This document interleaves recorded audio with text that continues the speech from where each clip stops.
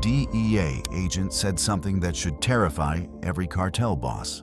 Criminals are building their own prosecution case, one Instagram post at a time. In Mexico, a mid-level operator ran a YouTube channel reviewing luxury watches. He sat next to assault rifles, posted from stash houses, tagged associates. His channel had 100,000 subscribers. Law enforcement was one of them.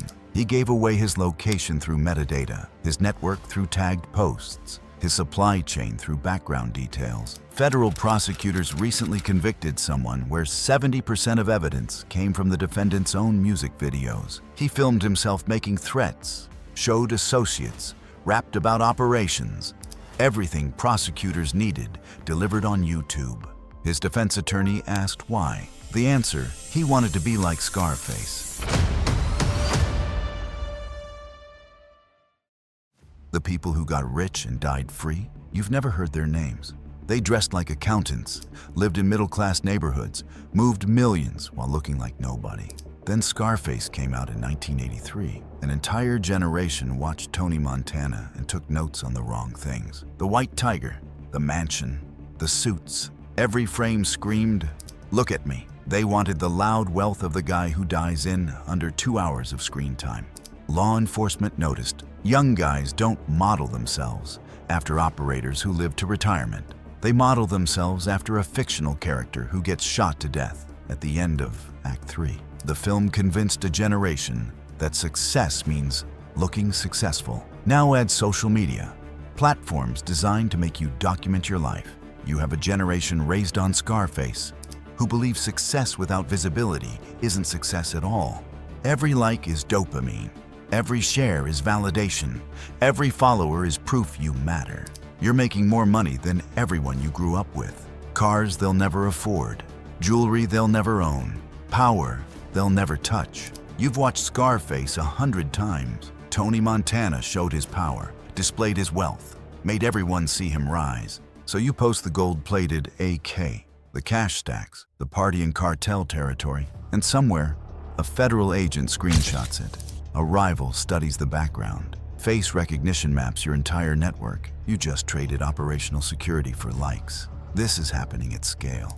Young people see traffickers posting wealth. They want in. They join organizations because they saw the lifestyle on Instagram. And once in, they're compelled to post their own success. The cycle perpetuates. Each post recruiting the next generation. Scarface isn't a success story. It's a warning. Tony Montana's ego destroys him. His need to be seen leads directly to his death. He ignores warnings, alienates allies through pride, makes enemies because he can't tolerate disrespect. He dies screaming in his mansion, high on his own product, alone, shot by people he could have avoided if he'd stayed quiet. The film shows it all.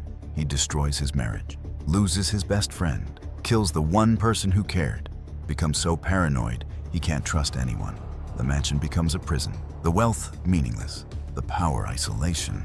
Generations of viewers watched the mansion before the fall, remembered the power poses, forgot the paranoia. They wanted to be Montana at his peak.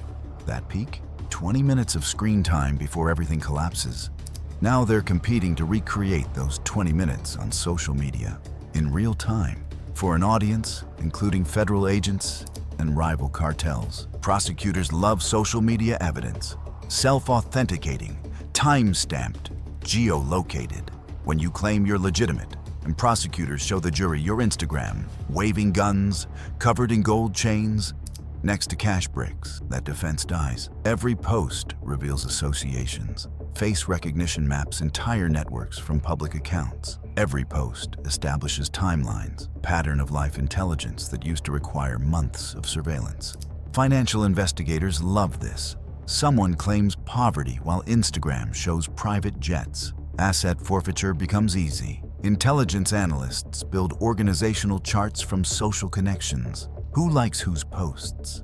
Who appears in videos? Each interaction is data. What used to take years of informant work now takes weeks of scrolling. Inside cartels, there's a war happening. Veterans who survived decades are watching the younger generation destroy everything. Old-timers lived when one photograph could get you killed. Success meant nobody knew your name. They built careers being invisible, moving millions while looking like middle managers. Then they manage a workforce raised on Scarface and social media, where success without public recognition seems pointless, where respect means visible displays of wealth. The question keeps coming. What's the point of success if nobody knows it? To the old guard, this is insane. The point is living free and wealthy, not dying in a shootout or prison. Some cartels have executed members for violating social media policies, but this creates new problems. Good soldiers are hard to find. Killing them over Instagram weakens your organization, and those executions often end up on social media anyway, becoming propaganda for rivals. But you can't compete with 40 years of cultural conditioning. You can threaten someone, ban phones, enforce blackouts. You can't threaten away the belief installed by countless Scarface viewings that success means being seen. Modern cartel operations need three things: compartmentalization, operational security, disciplined personnel. The Scarface social media phenomenon destroys all three. When soldiers post photos together, tag accounts, document relationships, you're creating an org chart for law enforcement. The Scarface mentality encourages boasting. Traffickers hint at shipments, reference territories, mock rivals publicly. Each post is a signal intercept. Each video is intelligence. The discipline problem is worst. You can't solve it with threats.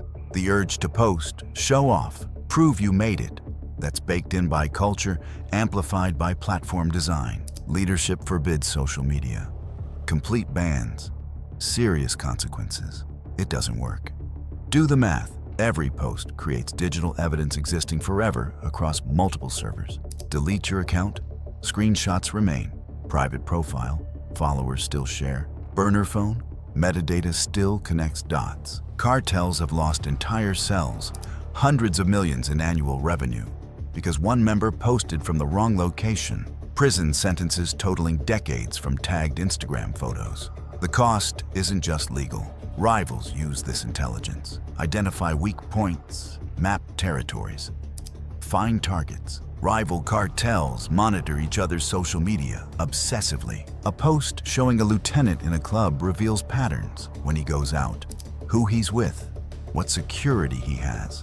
A video showing a counting house gives intelligence on operations, cash volume, security setup, vulnerabilities.